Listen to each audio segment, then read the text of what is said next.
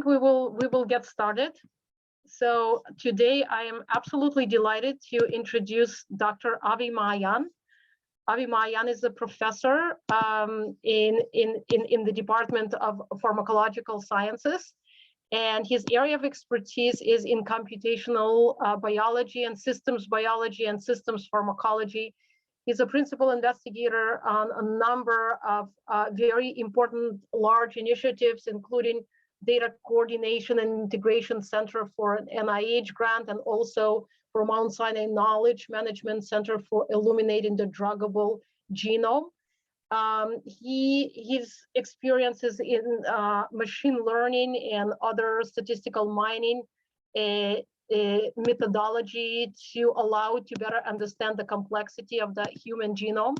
And I just want to point out, remember when we had a tutorial or practical on bioinformatics, we talked about the amount of genetic data currently accumulated and how little this data means without meaningful annotation, formatting, accessibility, and being able to browse the data. And this is what Dr. Maayan is doing to making this data accessible, and not only accessible, allows to generate a very important hypothesis for drug development and diagnosis. So without any further ado, Avi, please go ahead. You can share your screen.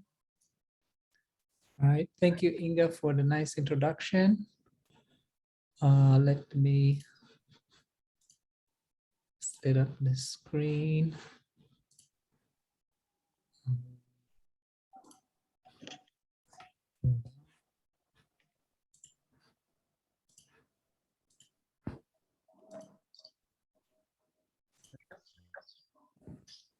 Hope you can see it.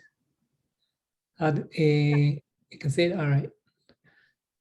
Yeah, so like Inga just said, we have a lot of data that is accumulating for knowledge about genes, variants, and drugs. And all of this data a lot of it is coming from those omics profiling technologies.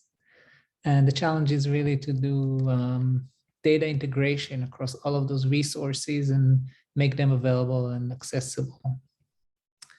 So this is just a screen from accumulating all kind of like databases and knowledge bases that are available on the web that aggregate knowledge about genes and drugs. They have basically gene and drug landing pages that list information about those genes. Some of those are aggregators, and some of those are, they actually produce the data and they present it to the community. But overall, it's still very messy. Like there is different formats, there is different level of processing of the data, and it's still a challenge to find information about a gene, a drug, or variant. So I'm going to go over some of the methods that we have developed and the way we're thinking about, improving on that. So already in 2014, we were thinking about this abstraction of knowledge into this graph, or thinking about each of those different types of entities that are in those databases as an object that has some type of a relationship with some other object. So for example, you can connect drugs to their known side effects. And side effects are commonly also manifested as diseases. And those diseases are also recorded, for example, as mouse phenotypes. So there is some association between mouse phenotypes and diseases. And then those diseases, they have genes that are known to be affecting the disease, either through mutations or deletion or some other connection that can be identified, for example, from knocking out mice. And then genes themselves can be affected by the application of drugs, for example. So you have drugs that turn on and turn off genes or target specifically a gene. And then those genes are expressed in a specific tissue or specific cell type, and they can have mutations, and they can have also, they give rise to proteins, and those proteins interact And all of this knowledge can be potentially integrated in this concept of knowledge graph. So that was like pretty early. Now people are sort of like waking up on this concept of building those associations and those knowledge bases, but we were pretty early in the game to realize that. So in this review, this was one figure that I just showed you. Another figure was sort of like classifying those resources into different types. So the top is those are drug and gene knockout or application of drugs and gene knockout onto cells, and then measuring gene expression before and after drug or gene perturbation. And this is the data that's collected by links, and I'm going to mention that later on a little bit. There's also a lot of data about transcription factors, a lot of protein that bind to DNA, and methods like ChIP-seq can profile and tell you where is that protein actually binds to the genome, to the DNA, by pulling out the protein with the DNA and then profiling and sequencing that DNA fragment that comes off with the protein. There's also data about the effects of a collection of drugs on a collection of cell types, so cell lines.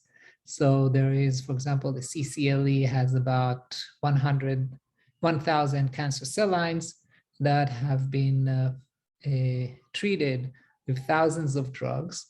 And then you have this matrix of cell viability. So some drugs are killing those cells, specific cells that come from specific tissues, and you can have those associations between drugs and cell lines based on viability. We also have a lot of data about knockout and mutations of genes and how they affect phenotype.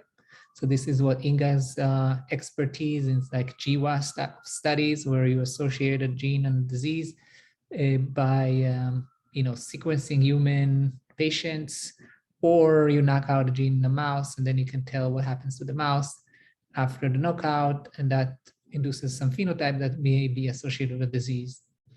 There's also basal expression of genes across tissues. So the GTEx program has about 1,000 patients that have postmortem tissues collected from those patients, and then those patients, each tissue from those patients profiled with gene expression.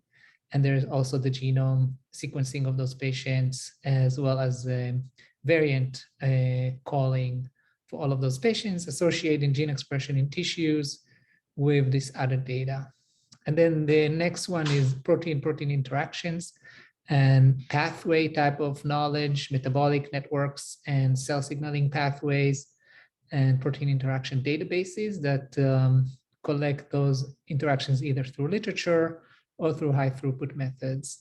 And finally is this drug toxicity association. So drugs and adverse events, and those can be coming from the insert labels, they can come from the FDA reporting system, and also they can come from other sources, like the EPA is very interested in finding association between chemicals and toxicity.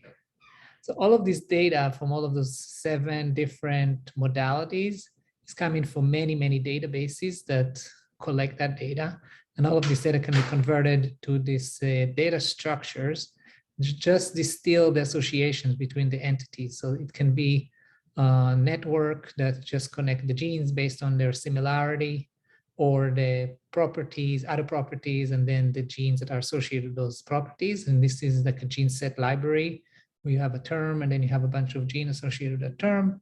And also what we call bipartite graphs, which are just a list of entities and list of other entities, and then the connections can be only between those 2 types of entities. And on one side is the genes, and then on the other side it can be, for example, pathways or some phenotypes or diseases. So those doing that, converting all this data into these formats, even though you are maybe throwing away a lot of information, it enables data integration. At a very high level, you can connect genes and proteins or variants to diseases, cells and tissues, drugs, and pathways and modules of gene sets. So also you can connect diseases directly to gene sets or modules, and cells directly to diseases and phenotypes or drugs. for all of those nodes represent some type of like an abstract entity.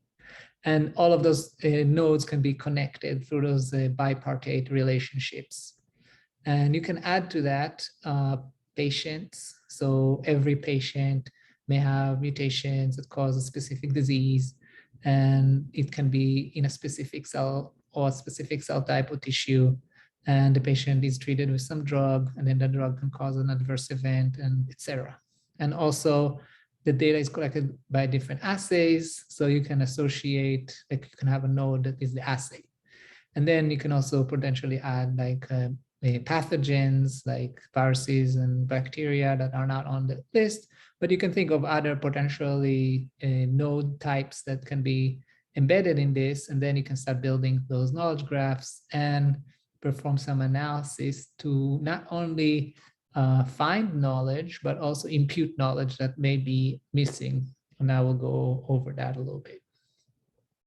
So heroic effort by one postdoc and one software developer that were in the lab between 2014 and 17.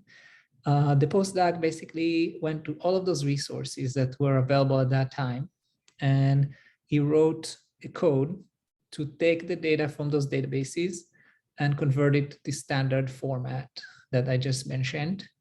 And overall, we were able to accumulate 72 million associations between genes and some properties like function or pathway or cell type or disease.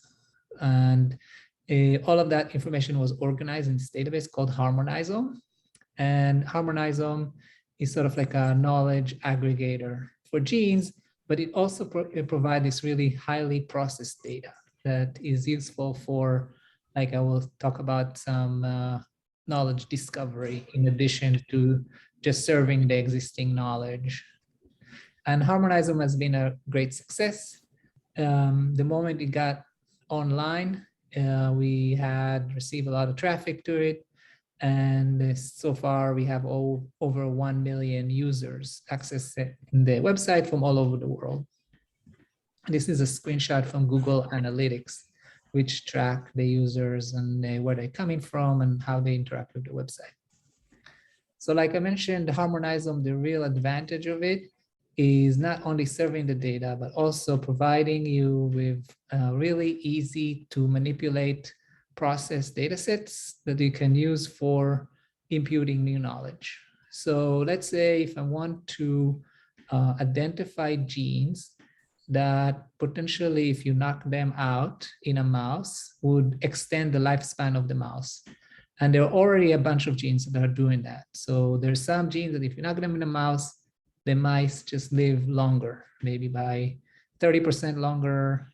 And it's doing something to improve the health of the mice and extend their life. So those could potentially be targets for aging. Or it could be some other type of a positive phenotype that you can get, like, I don't know, low cholesterol or less chance to develop obesity or something like that, that can be, or resistance to some disease. And you can find those genes. So those genes, even though they seem to be evolutionary, how come we have those genes and we walk around with those genes? There are some genes that if we knock them out in humans, probably will extend human life as well. So you can start taking those data sets from the Harmonisome and concatenate them to build those models, those machine learning models, and all of this hype that people are talking about AI and artificial intelligence. And there is now a department of artificial intelligence and human health, which I'm a part of. It's really about machine learning. And this is what machine learning is about. So basically you take a bunch of properties, like for example, here are transcriptomic data, like tissue expression, perturbation data, proteomics expression, same thing with at the mRNA and protein, you can have expression values. And you can also have like discrete values, like whether there is a 1 or a 0, whether the gene is in a pathway or not. And it doesn't have to be genes. It can be a lot of the time, the other work that is done at Mount Sinai is the patients, is the rows. but here the genes are the rows because we want to discover knowledge about a gene. And then there is this function that make the prediction. And that function is trained on observed data. So we have some genes that were never knocked out in the mouse, and some genes that have been knocked out in the mouse. And then for those genes that were knocked out in the mouse, some have the phenotype that we're looking for, and many of them have the phenotype that we are not looking for. So we can have those flags or discrete values as our target class, and then we can build this model. And this model can be built using libraries like the TensorFlow library that was developed by Google, or scikit-learn, which is a Python library that a lot of people are using. And you can also build those deep learning models with artificial intelligence type of artificial neural networks that people are excited about. But in this particular case, even a simpler model may outperform those more fancy models of artificial neural networks. And we've done that for the harmonized zone publication already in 2016. And since then, we've been doing more and more of those type of predictions. And last year, we published a paper that does basically what I just described, to prioritize targets for pain. So we were asked to write a paper for a special issue in biochemistry about machine learning and pain. So the way we approached it, we first identified genes that are associated with different types of pain. So there are 18 different pain types. For example, arthritis or neuropathy, and there's 18 different types of pain that we're identified in literature that had enough genes that we can use as our positive set. And then using features from transcriptomics, proteomics, and the gene ontology, like I showed before, we built this ensemble model that predicts the likelihood of a target or a gene that haven't been well studied to be a pain target. So this was done for this project that Inga mentioned called the Illuminating the Druggable Genome, or IDG. It's an NIH funded project. It's not a Mount Sinai thing. It's a consortium that has investigators from all over the country. And it's one of those common fund programs. And our paper is featured still on their landing page. So if you go to this website, commonfund.nih.gov.idg, you'll see the picture of this person that has a lower back pain. And then if you click on it, you'll see information about our paper. And basically it says identifying targets for pain with artificial intelligence. And it's really what I just showed you. And the idea behind IDG, or this Illuminating Druggable Genome project, is exciting because what happens in biology or in this field is that a lot of people are studying over and over the same genes. And so most publications and funding is going towards the focus on specific genes that people already know about a lot about. But there is many genes that are very understudied. So they're there, they potentially play very important roles, but we don't know anything about them. And a lot of them are potential targets. So IDG is specifically trying to focus on kinases, ion channels, and GPCRs, which are the most successful drug target types of proteins that exist in the human genome. And in this plot, we tried to assess this disparity of the gap in knowledge between what is known about genes and how much money the NIH is spending on studying genes. So the next slide will show, so this is in billions of dollars. So TNF, for example, there is evidence, or AKT and IL-6, there is evidence that over $3.5 billion annually is spent on researching those genes. So how did we actually get into that estimate? So this is an estimate. It's not exact. You can't really know exactly how much dollars are spent for studying a specific gene. But the way we've done it, we went to this database called the Reporter that lists all of the funded principal investigators by the NIH.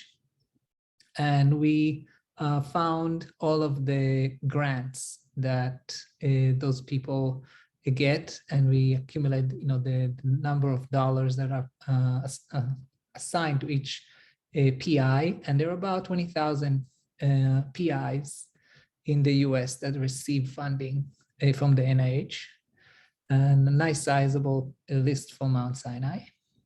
And then we took those names of those authors and their grants, and then we query PubMed with those authors to get the publications that those authors published. And then we converted the publications to genes by 3 different methods. So the first one is called Tagger, which is a text mining based approach. The next one is AutoRif.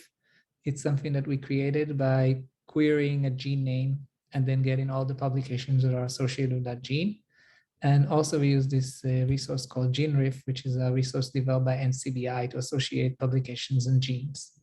And now we have this accumulations of knowledge between genes, PI, and dollars, and then we can get that estimate of how much money is spent on each gene. So following that work, we also published this paper and website that's called Geneshot. And Geneshot is doing the last step of that workflow that I just showed. So with Geneshot, you can come in and then you do a PubMed search with any term. For example, here is SARS-CoV-2. And then what we do, we go to PubMed and we use the PubMed API. And then we convert the PubMed search into a list of genes using GeneRif or AutoRif. And then we have a ranked list of genes that are mostly associated with that term. So this is the work of Alexander Lachman in the lab. And you get those 2 tables. So you get a table of, for SARS-CoV-2, you get the most mentioned genes that were published with that term, as well as additional table on the right, which are predictions of additional genes that are not currently associated with that term, but are likely related to that list of genes because of co-expression. And this is a prediction of additional genes. So for now, you can basically think of any disease or any pathway that you think of, and you can put in PubMed search. You can get the genes that are mostly associated with that term. And then also you can get prediction about additional genes that are likely understudied, but potentially relevant to that search term. And this is what Geneshot does. So let me move on. So how do we do those predictions? So the first step, I need to mention this resource that we created called Arches4. So this is another website that we built. And Arches4 is an attempt to uniformly align all of the RNA-seq that is publicly available.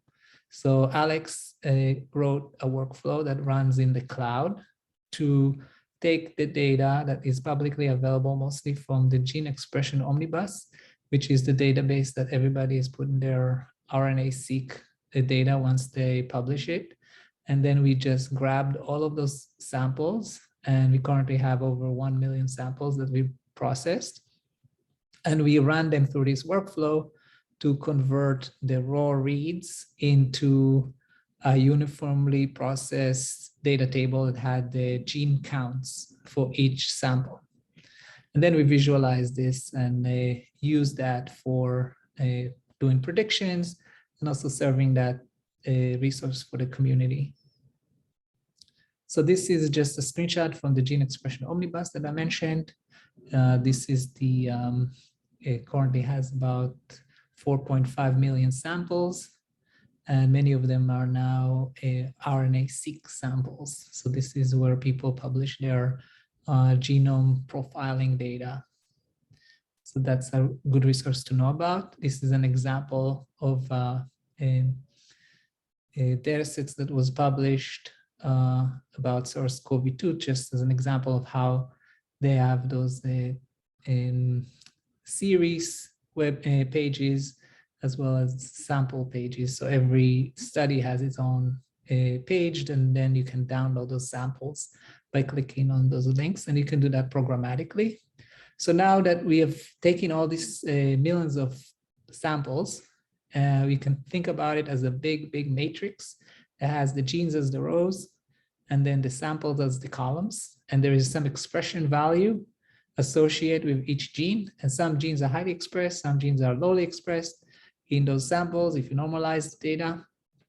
And then you can take all this data and you can build a gene-gene similarity matrix based on co-expression. So you can compute the correlation between every pairs of genes, and then you can make a gene-gene similarity matrix. And this is a hierarchically clustered gene-gene similarity matrix. And then you can start asking, okay, if I have a list of genes that have some shared property, what other genes are co-expressed with my genes? And then you can compute some type of a value of how my annotated gene set is related to every other gene.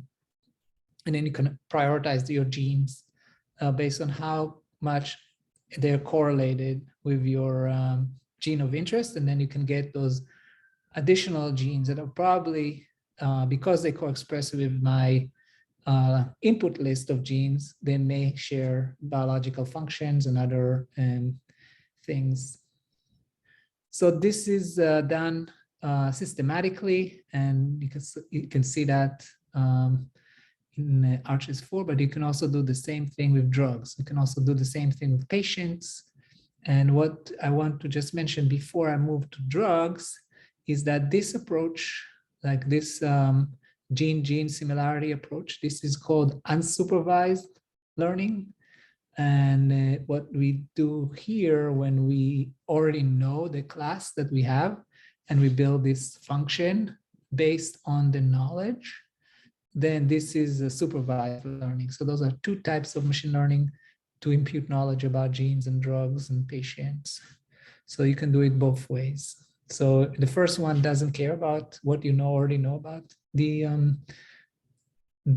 function or the target class, and the second one use that knowledge to build a model.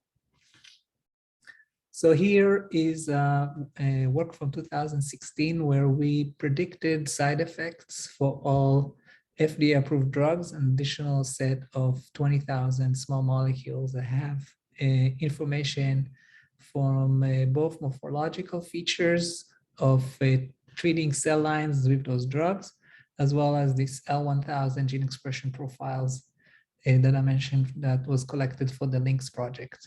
So to set up this paper or this project, what we've done, we took compounds from the L1000 and these other compound collections, and then we also took the FDA-approved drugs and their side effects, and then we built this. So this is a set of features. So the features are morphological changes that were extracted from images of cells before and after drug treatment. We also took the drug's chemical structure and converted that chemical structure into a binary string based on a Python library that does that automatically for you, that basically breaks up the structure into features and then convert that to a set of 166 max keys. There's other ways to do it, but this is sort of like the simplest way. And then we also have gene expression of each of those drugs and each of those 20,000 drugs before and after drug treatment. And then these drugs were applied in different concentrations on human cell lines, and gene expression was measured before and after. So now we have those features here, and then we can build a model that predicts adverse events based on known adverse events from CIDR. And in CIDR, there's about 1,000 adverse events that have a lot of drugs that are associated with each. And then this is called a multi-label classifier. And we can see that overall, having like combining the gene expression data with the chemical structure works the best in making predictions. And there's some drugs that can be predicted whether they're going to cause these side effects, and some of the drugs it cannot. So this is those bimodal violin plots telling you that there is two types of drugs that you can predict their side effects and drugs that you can't.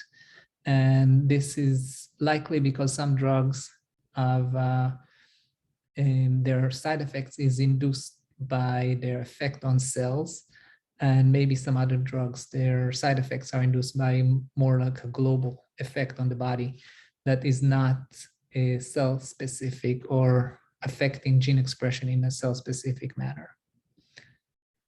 So this is just a little bit more details about how those models are constructed. So this is a newer version of this that we created that it does this machine learning for predicting properties of drugs. And we've done that for identifying transporters and enzyme for processing drugs that cross the blood-brain barrier, just finding indications for drugs that haven't been tested in humans yet, and nobody knows exactly what they do. Placental crossing drugs, side effects, and mechanisms of action. So all of those things can be predicted because we have already a lot of knowledge about, or partial knowledge about, collections of drugs that have a common feature as a part of this. And then we can concatenate all of those features of the drugs. So here we also have added activity assays, where I mentioned that before, where you have a collection of, let's say, 1,000 cell lines, and then you can see which drugs, how the drugs affect the viability of the cells, and then you can have correlations between drugs based on their shared viability. And then you can do this machine learning pipeline that typically includes normalization of the data and then dimensionality reduction, because once you have a lot of features, you can't really use all of them, and you have to reduce the dimensionality of the data and get the most important features. And this is this feature selection step. And then once you have that done and you have a reasonable sized model, you start evaluating your model and then see whether it works. And then you have all kind of like, you have to hide some of the data that is known, and then you use that for testing. And then you have a classifier, and then you can evaluate the classifier using various metrics that check, how your classifier performs. So a little bit more about the links data and the idea behind the links data. I mentioned that it's very central to many of those predictions. The links idea came from this concept of the connectivity map, where the idea was to build a database, a reference database of drug-induced changes when you apply drugs to cell lines, and then you measure gene expression before and after drug treatment. And then you come in with your, let's say, disease tissue that you profiled, and you compare that to normal. Let's say if you have a tumor and adjacent tissue, you can do differential expression between your tumor and your healthy adjacent tissue, and then you can get signatures of up and down genes. And then you want to find small molecules that potentially would reverse that expression. Or if you have a mouse model of the disease, or if you have a drug that you want to see what that drug does, you want to like whether there's other drugs also doing the same thing as your original drug. You treat cells with your drug, and then you create a signature, and then you come here, and then you identify drugs that have similar expression changes to find, other small molecules that potentially do the same thing as your small molecule. So this is for the community to have a database. And specifically here, I'm just talking about the usage of that data for knowledge imputations for drugs and genes. This is the paper that describe the L1000 data. And really the advantage of that data, it's huge. It has over 1 million samples that were profiled with this L1000 technology. So this is a transcriptomic technology that only measure 1,000 genes. And then those genes were selected based on their ability to impute knowledge for the rest of the genome. And this is now they now have over 3 million samples that they profiled with the same method. And this is a huge resource for systems pharmacology. So the same way that you can do supervised learning for drugs and unsupervised for genes, you can take the same matrix, like you can take the links matrix, for example, drugs and small molecules, that and then the genes that they're differentially expressed. And now you can, instead of making a gene-gene similarity matrix, you can make a drugs-drug similarity matrix. And then you can compute the correlation. So now you're doing it on the columns. Before I showed you, you're doing sort of like the correlations on the rows. And then you can find drug pairs that induce similar changes in the gene expression. And then you can use this for unsupervised learning. So the same thing that you can predict with the supervised approach, you can do with the so you can do that with the unsupervised approach. And then the same, a few years later, after we published this Geneshot paper, Eric, who came to the lab, he took the code for Geneshot and he made Drugshot. So with Drugshot, you put in a search term, we go to PubMed, we convert that search term into drugs now that are associated or mentioned with the search term. And then you can also make predictions of additional drugs that could be relevant to your search term. So this is an example for diabetes. So this is the drugs that are mostly co-mentioned with diabetes.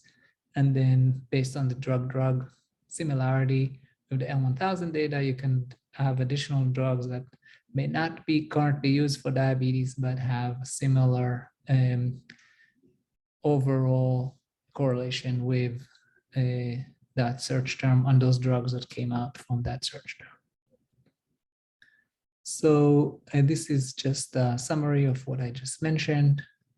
The idea is that also for you, what we are basically have created is that if you're interested in getting into performing those analyses, we have made these 2 Apertures, and I'll explain what Apertures are in a second.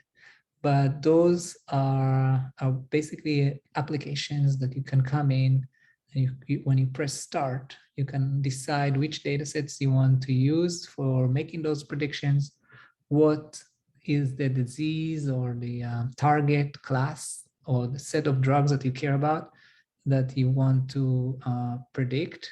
And for Harmonisome ML, it uses the Harmonisome datasets to predict properties of genes.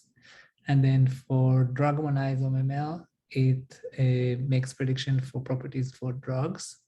And then once you select your data sets and your target and your classifier, it automatically builds a Jupyter notebook that has the output of your workflow. So this is a workflow that is automatically generated for you.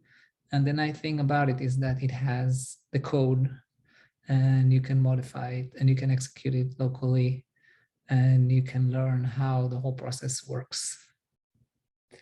So a little bit about those Apertures. This is something that we published about a year ago, and it is a platform that allows you to build bioinformatics web-based applications from Jupyter notebooks.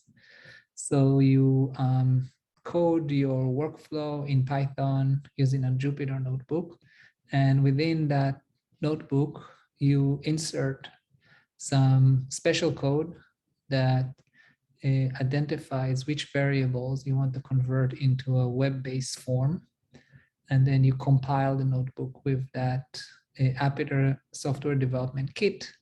And then it builds a complete website and a bioinformatics tool for you, where there is a web-based form. So any user can come to your website and upload their data and then press submit.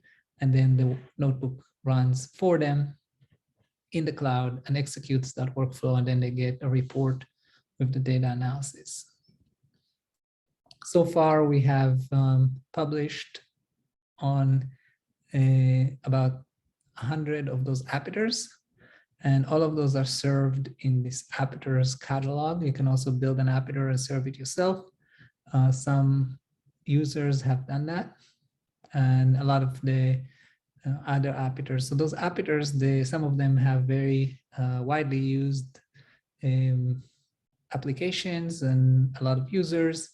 And some of them are doing enrichment analysis. If you have RNA-seq, bulk RNA-seq data that you want to analyze, you can come in with your files and then it does the analysis for you, provides you a report of the analysis. It also has a workflow for single-cell RNA-seq, for patient cohort RNA-seq, as well as those two machine learning pipelines for drugs and genes that I mentioned. So I'm just going to summarize. Overall, our group is really focused on taking data from publicly available omics datasets and writing code to abstract that data into a format that is really centered on genes and drugs. And then we build those tools that really enable the community to query that data and use it for machine learning workflows and find knowledge about genes that are understudied. And so far we have been very successful in doing this. The Apertures are sort of like a new way to streamline the process of developing those tools. And they include those machine learning AI pipelines.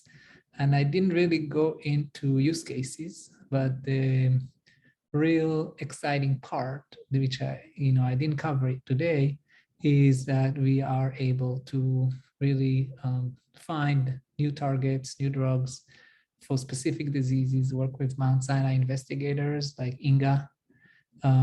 We collaborate with Inga, for example, in a project that tries to identify what happens when you treat cells with drugs that are currently used for HIV treatment. So we're looking at drug combinations.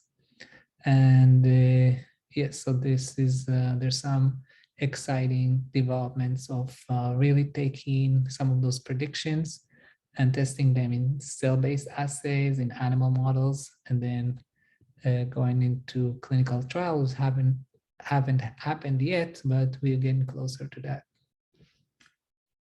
So finally, I just want to acknowledge all the members of the lab. Nothing that I showed you was done by myself. It was done by a really talented group of young and energetic and skilled collection of people that I'm very grateful to have in my group. And I think I can now take some questions.